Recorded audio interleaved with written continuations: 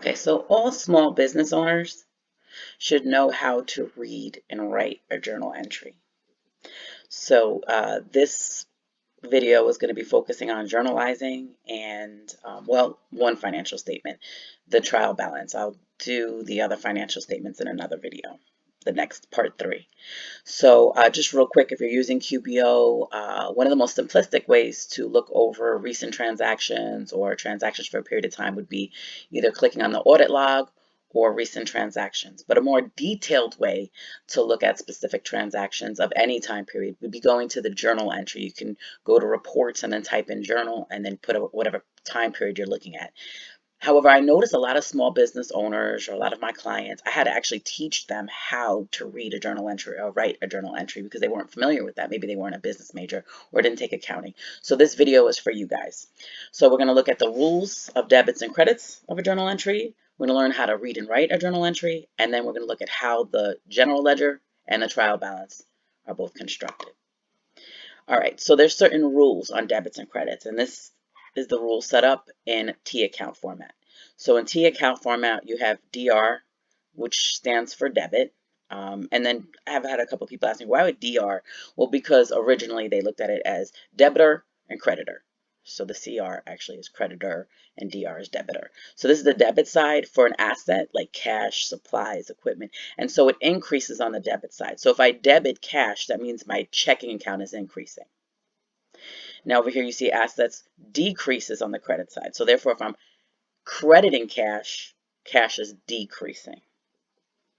All right, and it's the opposite for liabilities, capital, and revenue. So for liabilities, they increase on the credit side and decrease on the debit side.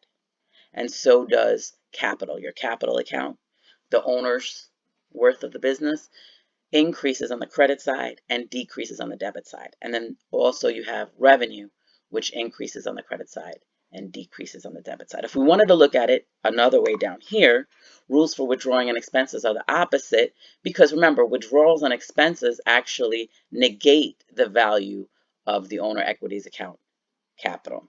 So you'll see over here on the left-hand side, for you visual learners, the increasing accounts that are on the debit side would be assets, withdrawals, and expenses. So if you're debiting any asset like cash or accounts receivable, or your withdrawals, or any of your expenses, if you're debiting them, that means you're increasing them, or they're incurring. So like if I get a telephone bill and I want to put it into my account, the actual journal entry would be a debit because you'd be incurring that expense. Now, on the right-hand side, we see these 3 accounts: our liabilities, any monies that are owed to creditors, our capital account, which shows the worth of the owner's business, and then any revenues, any monies that your business is earning are considered revenue accounts, and those all increase on the credit side. So this is for visual learners. If you're not familiar with the T account, again, T account just says your left-hand side is a debit and your right-hand side is a credit. We're just looking at which one increases and decreases, and this is the best way to look at it, I believe, for visual learners. Assets, withdrawals, and expenses increase on debit, and liabilities, capital, and revenue increase on credit. Now here's another table, and this kind of shows you the term normal balance. So in accounting, when someone says, well, what's the normal balance of capital account? The normal balance would be credit. Or what's the normal balance of a cash account, a checking account? It would be debit, because the normal balance always is the side that it's increasing on. So why we say normal? For example, let's take a truck. A truck is an asset, and its normal balance should be a debit. A truck shouldn't be a credit, correct? A truck shouldn't be a negative value. So it decreases on the credit side, but the normal balance should be on the debit side. Is it possible for cash to be a negative? Yes. So your checking account can go negative and it can end on your credit, but that wouldn't be normal. So the normal balance side is whatever side it is increasing. Okay. So I have here, what is the normal balance for revenue? Would be credit. That would be your answer if you saw a question like that. What is your normal balance for revenue? It's the credit side. All right, so making up of a journal entry and balancing the equations. So all amounts are entered on the debit side of account must be on the credit side of the account. So another account. So what it's saying is for every debit, you have to have an equal credit, or unless you have multiple debits and credits, they all have to equal one another. So for example, if I'm paying my phone bill and it was $100, okay, the two accounts affected would be telephone expense and cash. I know that I want 100 on both sides. Now we're going to look at which account would I debit 100 and which account would I credit 100. So you understand it's saying the amount on the debit side in this case was $100. So I'm debiting an account for $100. I then in turn have to credit an account $100 because it must balance. This ensures that the accounting equation is in balance. You can have multiple debits with one credit or multiple credits with one debit, and you can have multiple debits with multiple credits. And we'll look at that in a second. It's called the compound entry. That's a little further down. All right, so let's look at the transaction analysis. So when we're looking at a business transaction, you first need to determine which accounts are affected. So like, is it cash, accounts payable, rent expense? A transaction always has to affect at least two accounts. So the example I just used, I paid my phone bill $100. I'll have telephone expense and I'll have my cash account. Those are the two accounts that are affected. Step number 2, determine what categories the accounts belong to. So are they assets, liability, capital, withdrawals, revenue, or expenses? So the cash is an asset and the telephone expense is an expense. So I identified what two accounts are affected in this example that I used to use paying your telephone for $100. I'm affecting an asset and I'm affecting an expense. Step number 3, determine whether the accounts increase or decrease. So in the event of me paying my phone bill, the telephone expense increases. It's incurred. So the expense increases, and then I wrote a check to the telephone company. They're going to deposit it, and what's going to happen to my checking account? It's going to decrease. It's going to go down $100. So cash is decreasing. So once I've identified step 3 and I said, okay, I know which account is increasing and which account is decreasing. Now I'll go to step 4. What do the rules of debit and credit say? So as I just said, my expense account is increasing. My asset is decreasing. So if we go back to the rule page here, when an asset decreases, that means you credit it. So in this case, my cash account would be credited. And when an expense increases, like my telephone bill, it will be debited. So in this example of me paying my telephone bill, I would debit telephone expense and I would credit assets. Now, if you're confused, don't worry. I'm going to do a lot of examples to go over this with you. So you'll get it by the end of the video. So here's just some quick ones for you. So my name's Nicole. I opened up Nicole's Bakery. I purchased a cash register for $300. Now, Intro to Computer tells you a cash register, that would be an asset, correct? Anything you purchase to run your business and is owned by your business, that is that business's asset. So I now have purchased a cash register. That cash register is now an asset for that business. I also paid cash for it. So maybe I used my debit card. $300 was just taken out of my bank account. So my cash now is affected as well. So remember, you got to figure out what accounts are affected. I have cash and cash register. So I have my register and my checking account are affected. They're both assets, correct? So now I have to look at the rules of assets and say, okay, which one's increasing or decreasing? So which would I debit or credit? So let's look at that. First, we know that the expense, I put in this, in this for cash register, I decided for my company to use equipment. So I'm going to use equipment. It's kind of a blanketed account that a lot of people use, and they put anything, that like, display tables or anything that could go under equipment or fixtures. So in my case here, I decided I just want to put cash register under equipment. So equipment, the asset equipment increases in value $300. The asset cash decreases in a value of $300. So now I would have to go back to that page. Maybe you took a screenshot of it or a picture of it and say, okay, what's happening with assets? Well, assets increase on the debit side and they decrease on the credit side. So that means that since equipment is increasing, I would debit equipment. So equipment is debited $300 and cash is decreasing, and asset decreases on the credit side. So the asset cash would therefore be credited $300. Let's look at the next one. I purchased a display counter on account for $1,000. So in accounting, when we use the term on account, that means that you're taking a loan out for it, or you're getting some sort of credit term with the supplier. So in this case, maybe I went into the restaurant store. We have here in my local town, the restaurant store. I went into the restaurant store. I signed a credit application. They extended me credit after paying 30 days. I'm able to walk out with that display counter, bring it to my store, and I owe them in 30 days $1,000. That's what you call accounts payable. Okay. So I bought a display counter. That is an asset. So the asset display counter is increasing, as well as my liability account, accounts payable, is increasing. So I identified both of them. Now I put in my store display counters under fixtures. So my asset fixture is increasing in value of 1,000 because now I have a display counter that my business owns. And then my liability account, accounts payable, increases in the value of 1,000. So then I would have to go back to that rule page and say, oh, so when assets increase, I debit it. So the asset fixtures would be debited 1,000. Go back to that page again and look under liabilities. Well, the liability accounts payable is increasing, and liabilities increase on the credit side. So therefore, the liability account, accounts payable, is credited $1,000.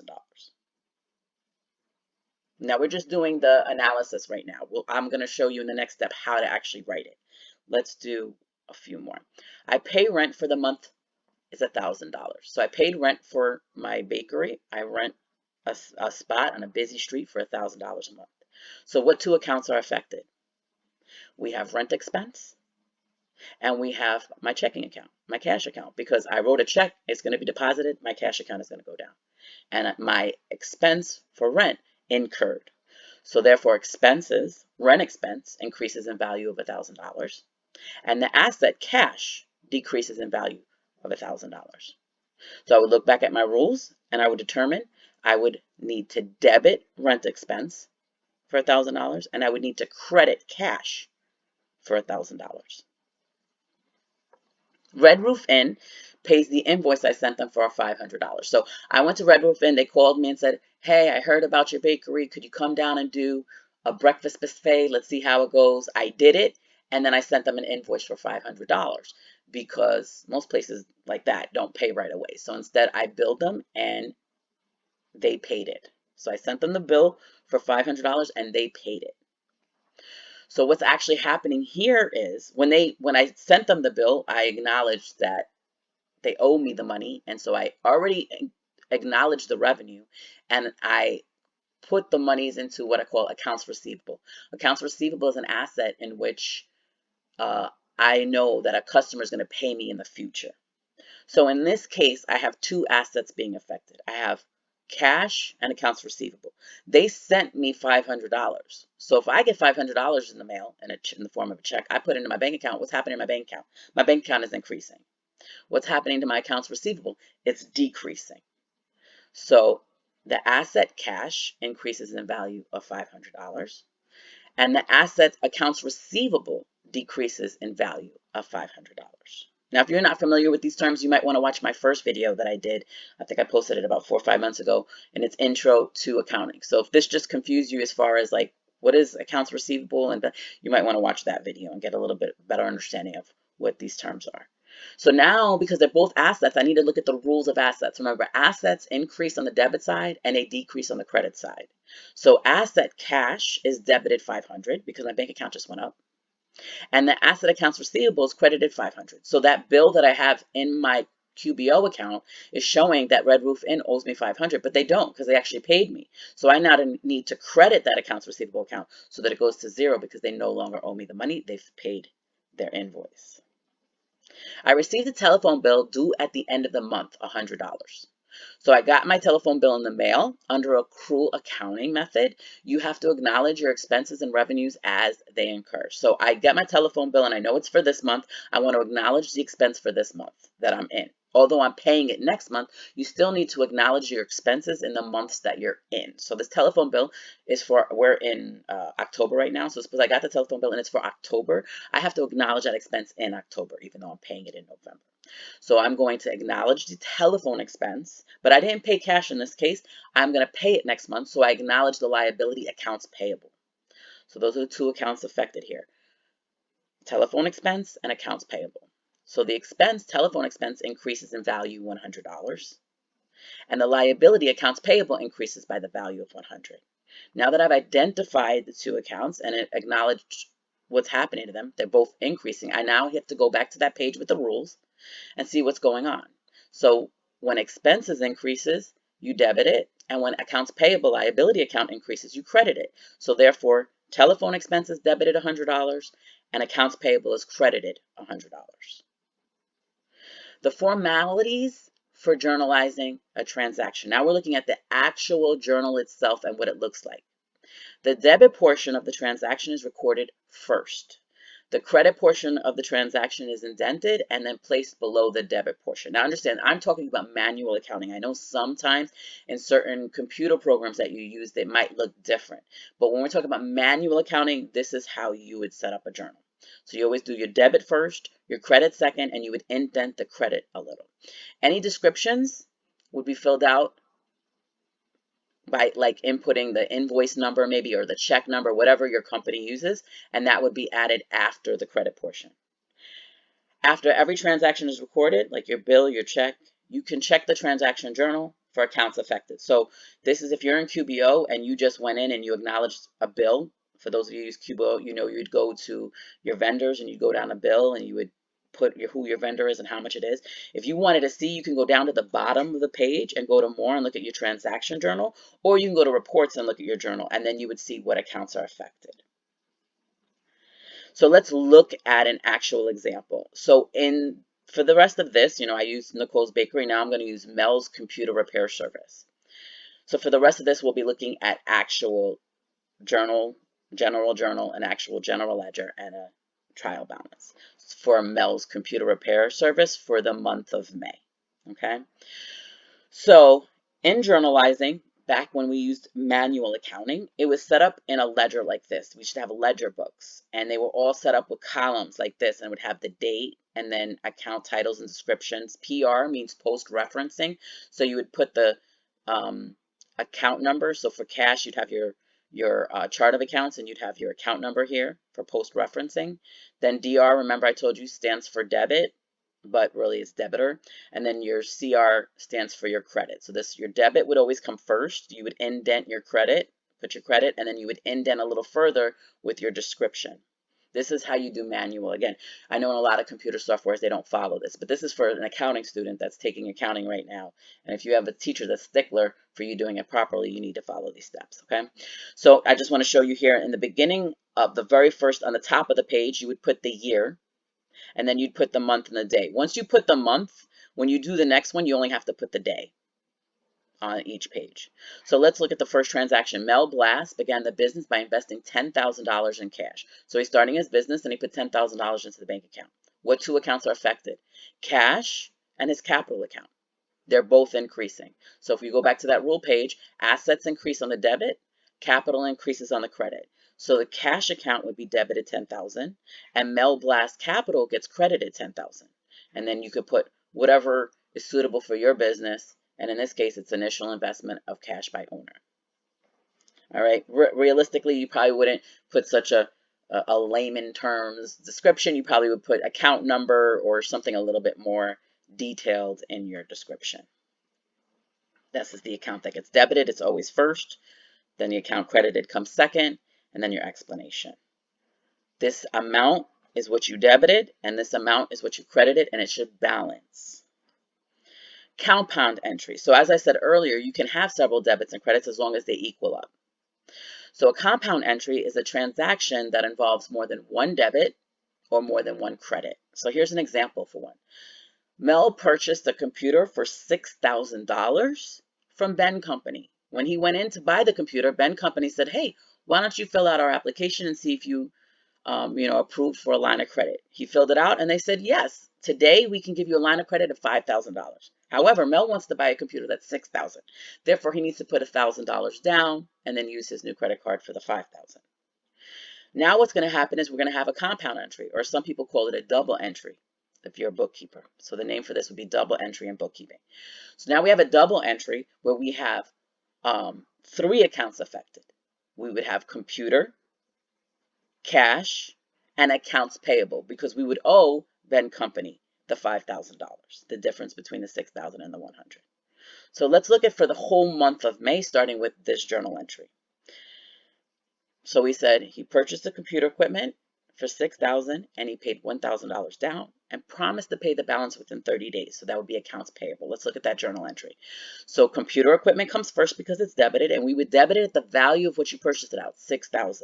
Now I know some of you are familiar right away. You think to yourself, oh, is it always going to be worth $6,000? Of course not. You have something called depreciation. So you can show the realized value later on in your books if you decide to apply depreciation to it. That's something I could talk about in a future video if you would like me to. Then we have cash. We're putting $1,000 down. So we're crediting cash $1,000. Therefore, the remaining $5,000 would be going to accounts payable because we owe it. We need to pay that within 30 days. And that is increasing, so we would credit it. So the only thing decreasing here is cash, and it's an asset, and when you decrease, you credit it. So hopefully this makes sense, and we have our journal entry, our description, I'm sorry, purchase of computer equipment from Ben Company. We probably put the check if we wrote a check number, and the invoice number if we had an invoice. Let's look at this. Oh, and then it's just side notes. Compound journal entry is a journal entry with more than 2 accounts. Only the day is entered because remember we already had the month on the top. We already put the year and the month May, and now we only put the date, the actual day. It's the 1st. All right, let's look at the next transaction. Also on May 1st. We rented office space and we paid $1,200 in advance for 3 months. So we said to the the person's giving us, let's say the first month free and we're paying for 3 months in advance. When you pay for something in advance, that would be called a prepaid expense. And that's considered an asset. I believe I discussed that in the first video. So why it's an asset is that anytime you can break so let's say if it was insurance, Geico, I paid for a year. I can call Geico tomorrow and cancel that, get that money back. So it's considered an asset because until the expense actually incurs, you consider it an asset because you can get that money back. So we're going to establish our prepaid rent. Remember, it's an asset. It's increasing by $1,200. Therefore, we're debiting prepaid rent $1,200. We wrote a check to our landlord. He's going to deposit that into the bank account. Our cash account is going down. When the asset cash decreases, it gets credited $1,200. And then here's our description. Rent paid in advance 3 months. Here's the next transaction. On May 3rd, we purchased office supplies from Norris Company on account. So when you purchase items and you're going to pay later, what is that? Accounts payable. And the other account affected is supplies because anything you purchase that the business owns is considered an asset. So the asset supplies is going to increase by $600, and then we're going to increase our liability account, accounts payable, by $600. So therefore, computer supplies gets debited $600 because it's increasing, and accounts payable gets credited $600 because it's increasing. And our description is purchase of computer supplies on account from Norris. Again, we only put the day because we have the month on the top of the page. On the 7th, we completed computer repairs for a client and immediately collected $3,000. So we just performed a service and generated money for our business. That would be our revenue account. So our revenue is increasing by $3,000, and they gave us a check for $3,000. We're putting that into our bank account. So our cash account is increasing. So our asset cash is increasing, which means cash is going to get debited $3,000, and our revenue account computer repair fees is increasing. So it'll get credited $3,000. Most businesses, by the way, wouldn't debit their revenue account directly. Let's say if, they weren't happy with their services and they wanted, a partial refund, you would put that to a contra revenue account called returns and allowances. Just a side note, most companies don't debit their revenue account. Instead, they debit a contra revenue account that you would be able to keep a separate account for any returns or allowances you allocate to customers. And here's our description. Cash received for services rendered. So again, we put the day, debit comes first, credit comes next, description. Here's the next one. Paid office salary, $650. So we gave a check to our 2 employees, but we also have to acknowledge our salaries expense. So we're going to debit office salaries expense, $650, and we're going to credit cash because our checking account is going down. And our description is payment of office salaries. We had an advertising bill from Al's News Company that came in the mail, but we're not paying it until next month. It's $250. So if we receive a bill in the mail and it's for this month of May, we have to acknowledge the expense in May, although we're not paying until June, the next month. But we still have to acknowledge the expense. And then we'll acknowledge the liability now that we have to pay that bill on the $250 the next month. So we're going to debit advertising expense, 250, because expense incurred, so you debit it. And then we're going to increase our accounts payable because we now owe an additional $250, and that would be to Al's News. On the 20th, Milblast wrote a check on the bank account, the company bank account, to pay his home mortgage. So if you're paying a personal expense, you're an owner of a business, but you're paying a personal expense, that must be labeled as a withdrawal, and it comes directly out of your capital account. That cannot be labeled an expense of the business because that's illegal. So you must acknowledge that as a withdrawal. So what's going on here? You have withdrawals and you have cash because you're writing a check and your company bank account is decreasing. So we're going to debit Milblast withdrawals, $625, and we're going to credit cash, $625, and then put our description. On the 22nd, we billed Morris Company for complete repairs of all its computers. So what happened? We provided a service and generated money for our business. That's a revenue. That's our computer services revenue account. And we're billing them. So the term bill tells me this is accounts receivable. We didn't receive cash. Our checking account was not affected in this transaction. Instead, we're sending an invoice, or we left an invoice with Morris Company that they owe us $5,000. So the asset accounts revenue increases by $5,000, and our computer repair revenue account increases by $5,000. So we would debit accounts receivable and credit computer repair fees. On the 27th, we paid office supplies of $650 to our 2 part-time employees again. So we have to acknowledge the salaries expense, and we have to acknowledge the decrease in cash. So that would be a debit to office salaries expense for $650 and a credit to cash because we wrote a check and it's going. And now look at this note. It says we started a new page. We actually went on a new page. And so what happens when you go to a new page, you put the year, the month again, and the day. Now it's the 27th. After this, if we do, let's say the 28th, I don't know what the next date, we just have to put 28 because we already put the month. Once you put the month in, you're good. Remember, this is manual.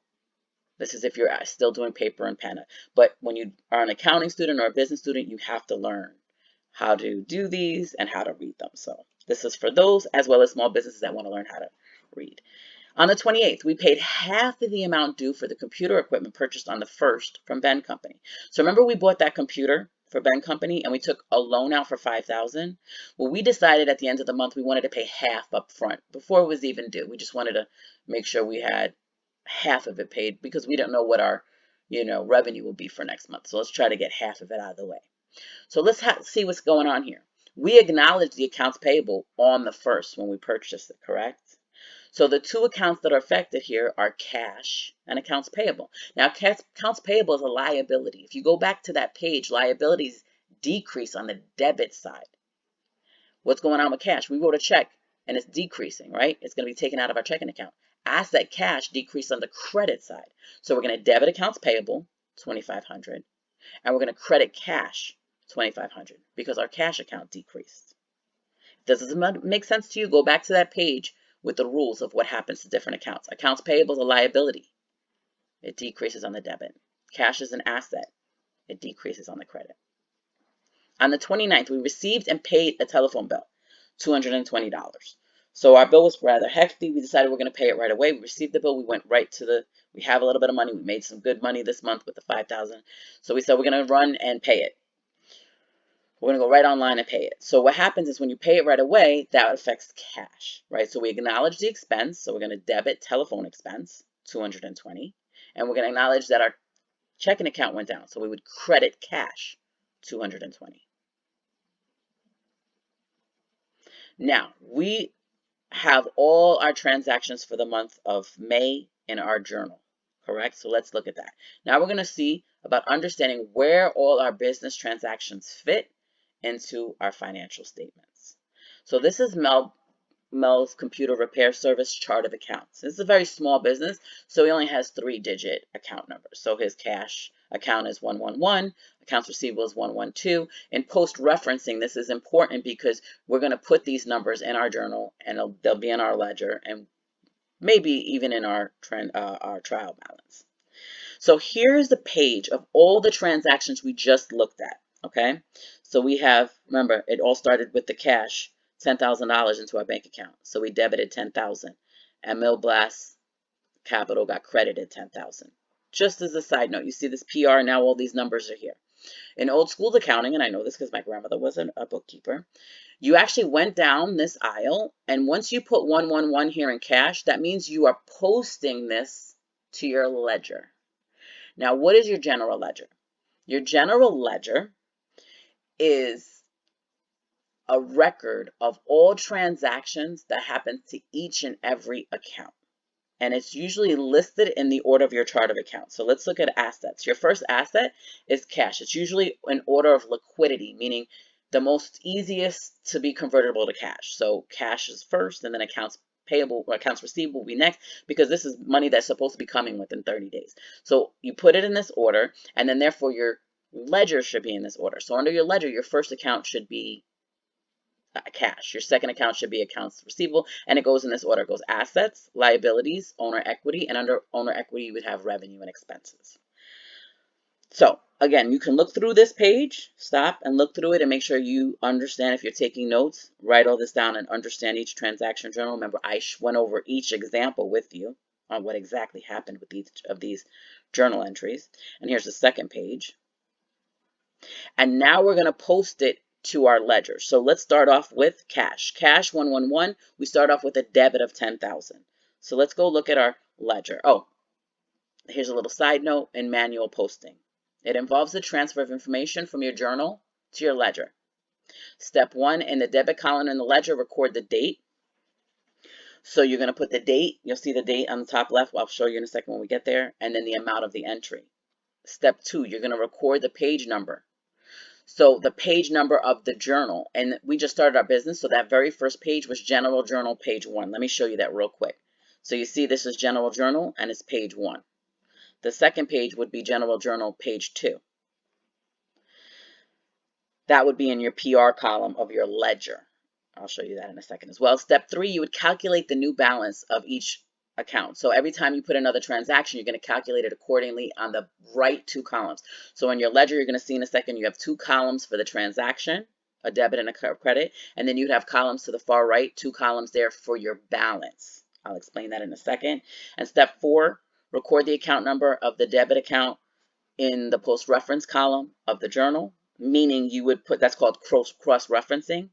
And that's what I was just saying a second ago. The second you put your cash balance in your ledger, you would write 111 to let yourself know, okay, I recorded this. Then you would go down to this one, capital. Once you record capital, you would write 311 and keep going. This way you don't by mistake forget something. This is called manual accounting. This is something my grandma did years ago. We didn't have computers.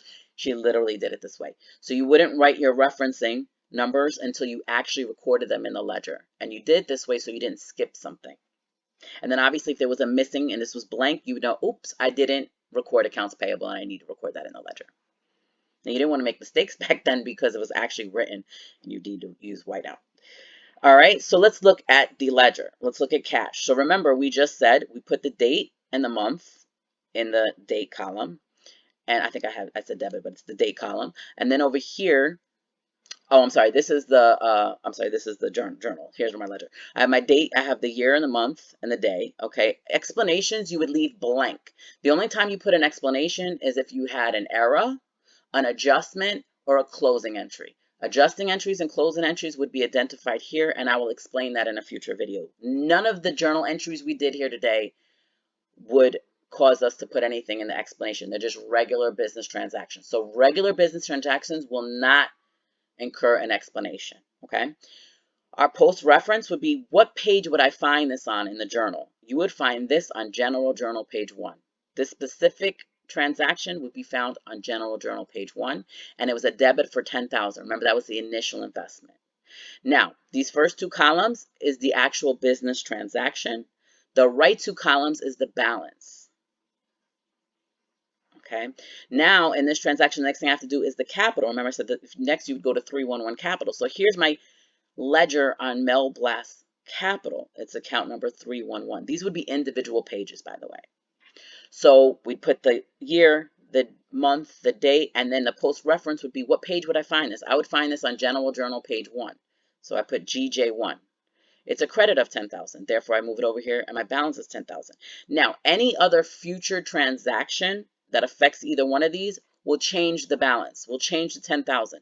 For example, in cash, if my next transaction was a debit, it would increase my balance. But if it was a credit, it would decrease my balance.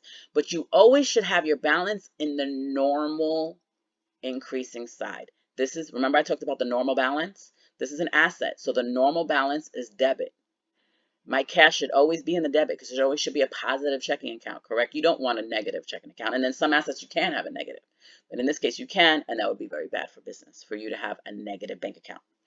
So our normal balance for cash is debit. Our normal balance for capital is credit. So we should be seeing credit. How are you going to have a negative balance for capital unless you're in debt? All right, so let's look at the next one.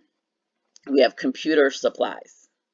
So it's saying here that on May 3rd, on General Journal page 1, we had a debit of $600. Let me go up and check that.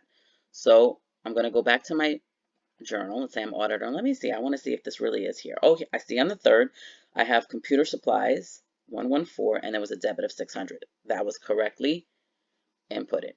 Now I want to show you one that has several transactions so we can look at how the balance is affected. Let's look at accounts payable. So on the 1st, on GJ1, I would be able to see I had a credit of 5,000. Remember, that was that computer I purchased, right? So we can go look at that. On the 1st, remember we went to Ben Company on the 1st. And we had an accounts payable of 5,000 because we purchased the computer. We put $1,000 down and we agreed to pay the 5,000 in 30 days. So accounts payable got credited $5,000. Okay, so that would be my first entry, and I would put GJ1. Right now, my next entry is on the 3rd, and I purchased computer supplies for 600. So let's see what happens with the balance on that. So again, our first transaction on GJ1, I could see I had a credit of 5,000 when I got that computer. Right after that, on the 3rd, I got office supplies, correct? So if I got office supplies on GJ1, that is another credit of 600 because I owe that in 30 days. Now these are two credits. So remember, liabilities increase on the credit side. So I had 5,000 that I owed on the 1st. Now as of the 3rd, I owe 5,600. Then on the 18th, right, I got a bill that I didn't pay right away. So I put that as another. You can double check by looking back if you want, but that was a bill. So I credited $250, and now my balance is $5,850 on the 18th. What is that telling me as an auditor? On the 18th, this company owed $5,850. But on the 28th, remember we paid half of the computer bill for $2,500? Now let's look at that transaction. On the 28th, I debited $2,500 when I sent a check paying half to Ben Company for the computer. If I debit my accounts payable, I am going to subtract then because debit decreases for a liability. Look at the rules. On a liability like accounts payable, if you debit it, it decreases. So I went from owing $5,850, subtract $2,500. Now I owe $3,350. because I paid Ben Company $2,500. And so I will slowly go through all the pages. You can look at the general journal and make sure that all the ledger accounts were posted correctly. Here's another one. Repair fees are my revenue. I generated business revenue on the 7th. I made $3,000, and on the 22nd, I made an additional $5,000. And I have total revenue for this month of $8,000. They were both credits, so we added them. And you see how this side in the balance, how it changes. With each transaction, your balance is going to change. It's either going to go up or down depending on debit and credit and the rules of that account. All right. So I'll leave these up if you want to quickly look at each one and try to kind of look through the pages and make sense of all of this. The next thing we're going to look at is the first financial statement that you normally prepare when dealing in accounting, and it is the trial balance. So the trial balance usually comes in threes: trial balance, adjusted trial balance, and post-closing trial balance. So the trial balance is just kind of an informal way of looking at your numbers prior to any adjustments that you're going to make at the end of the month. So you're listing the ending balances of all the accounts in the ledger. all your total debits should equal your total credit. This is, we're talking about if you're doing manual accounting. If you're doing QuickBooks, it automatically does this for you.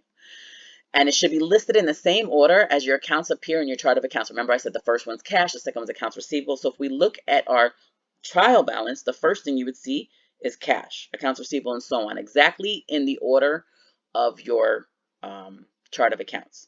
So you're going to put your ending balance that would be found in your ledger. So the trial balance lists the accounts in the same order as in the ledger, and this 6,155 would come from the ledger, and it would be the ending balance as of May 31st, the end of the month, prior to me doing any adjusting. So let's go up here real quick, and I want to look at cash account. If we look at the cash account, oh, actually, I don't have the cash account. I'm sorry. Do I have the cash account? I don't. I think I do. So let me do a different one. Let me do accounts payable. We see at the end of the month, we looked at that in detail. The end of the month accounts payable is $3,350, right? $3,350. So if we go down here to our trial balance, when we go to accounts payable, now remember, this is a normal credit account, so it should be on the credit side, and it shows my ending balance of $3,350. Once you've listed all your ending balances, you're going to add down, and you're going to make sure that your debits and credits equal. Notice the single line that denotes computation, because I'm adding all these numbers together, and a double line denotes that this is the end of the statement. Okay, so this now ends on this slide. I'll pick up with introducing adjusting entries and then showing you the rest of the financial statements in my next video. If you have any video requests, please put them in the comments. Thank you.